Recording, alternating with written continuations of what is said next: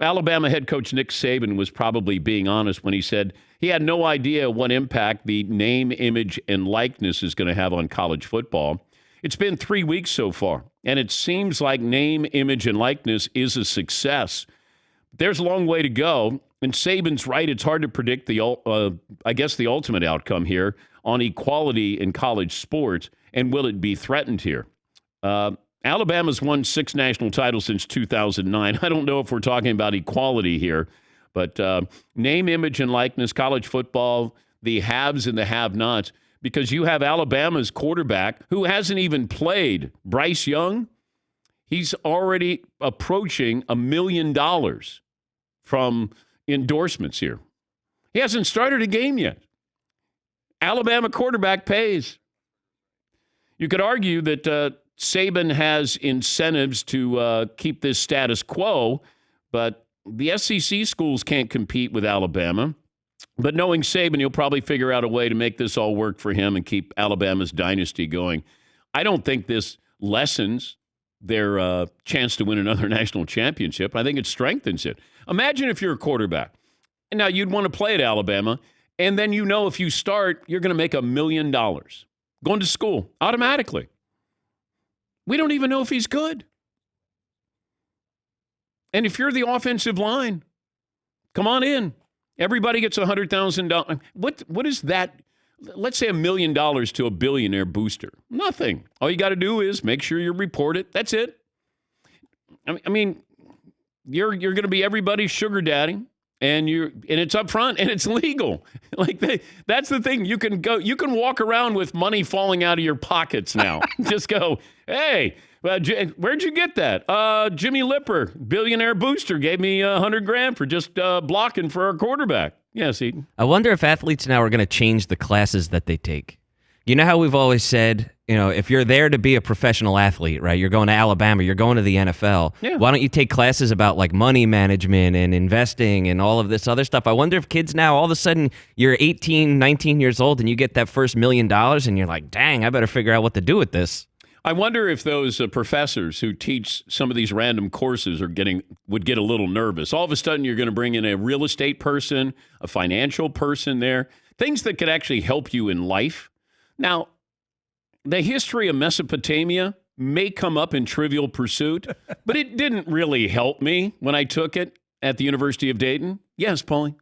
Imagine being like a business professor at Alabama and the quarterback rolls into class in a Maserati and you're telling him about business practice. Yeah, but this is what you need to do with your money. Now there's a report in the Houston Chronicle that Texas and Oklahoma might be on the verge of joining the SEC.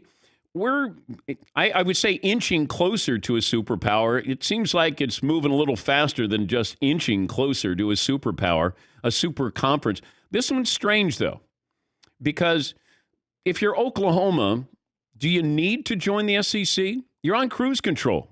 I mean, you're in the Big 12. You're not threatened, and you roll through the conference, and you play for a national title. It's like Clemson.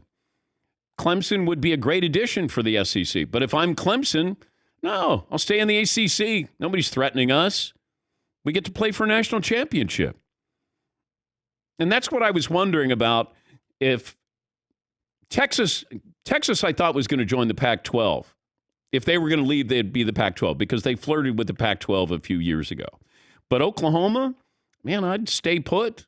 I don't know what the added revenue would be, and I'm sure the numbers probably point in that direction that this would be a financial windfall. But I want to be a great team, and I could still, and maybe if those two teams leave, those schools leave, I wonder what happens to the Big 12. Because they haven't been aggressive, they haven't advanced. You lose Missouri and A&M. Not that it's a big deal losing Missouri, but it just feels like we're going to have that 3 superpowers, 3 super conferences. Maybe you have 3 16-team conferences here. Maybe you have the West, Southeast, and the Northeast. We're headed towards something. The question is when, and then what's it going to look like? And the suggestion I would have is, since Mark Emmert is basically an emperor with no clothes heading up the NCAA, I would have Greg Sankey, who runs the SEC. I would say, Greg, you're going to be the college football commissioner of these schools. He's the boss under the NCAA's watch, but that's what he's doing now. I mean, he is college football's commissioner. Now I could take him and say, you're going to head up everybody here, and he would be the voice. And it feels like he's already the Roger Goodell of college football when you think about it. When you go, oh, the commissioner, oh, Greg Sankey. I mean, he's far more powerful, in my mind, than Mark Emmert, who runs the NCAA. But we're headed in this direction. The question is, can you get the necessary votes for schools to say, yes, we want Texas and Oklahoma to join the SEC? But I could see a couple of schools being asked to leave politely with some nice parting gifts. It's like, Vandy, we've enjoyed the relationship, but it's time for you to move on. Kentucky, thank you, but we play big-time football here on a yearly basis, and we have some nice parting gifts for you. Oh, we'll miss your basketball team, but, I mean, what's Notre Dame do now? Does the SEC reach out to Notre Dame? Does Notre Dame go to the Big Ten? It just feels like there are a lot of chips on the table right now. And the question is, who blinks first? But Texas and Oklahoma, with the possibility that they would join the SEC, it's coming.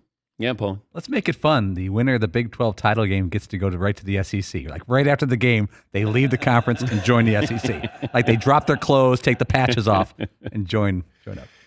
Oh, yeah, it's interesting.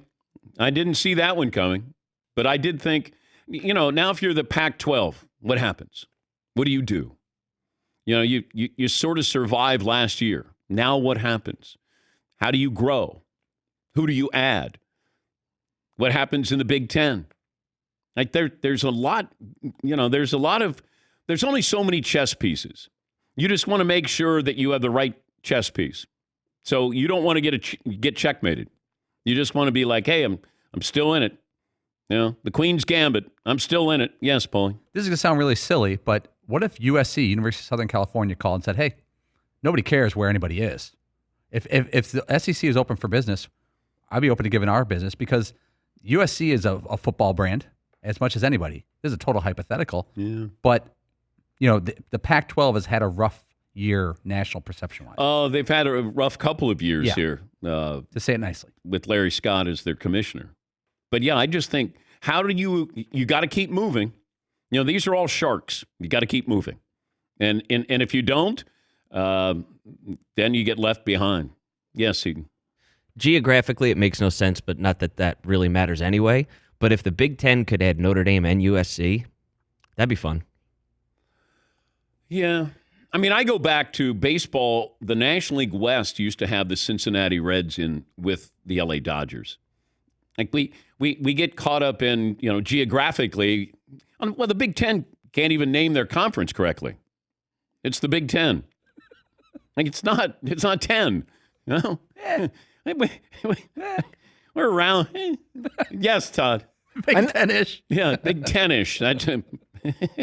I know it's all about money, but do they take into consideration at all the travel that would be involved by going all over the place geographically for the kids? Hey, the kids are getting paid now. They're supposedly having to have studies and labs and other things they got to do besides play ball. First of all, they're not kids. Second of all, a lab. The kids all got wheels up deals now. Yeah, they're getting private airplane deals. You're gonna miss, your Com 101 class. I'm Keaton the slowest of USC for Delta First Class Lounge.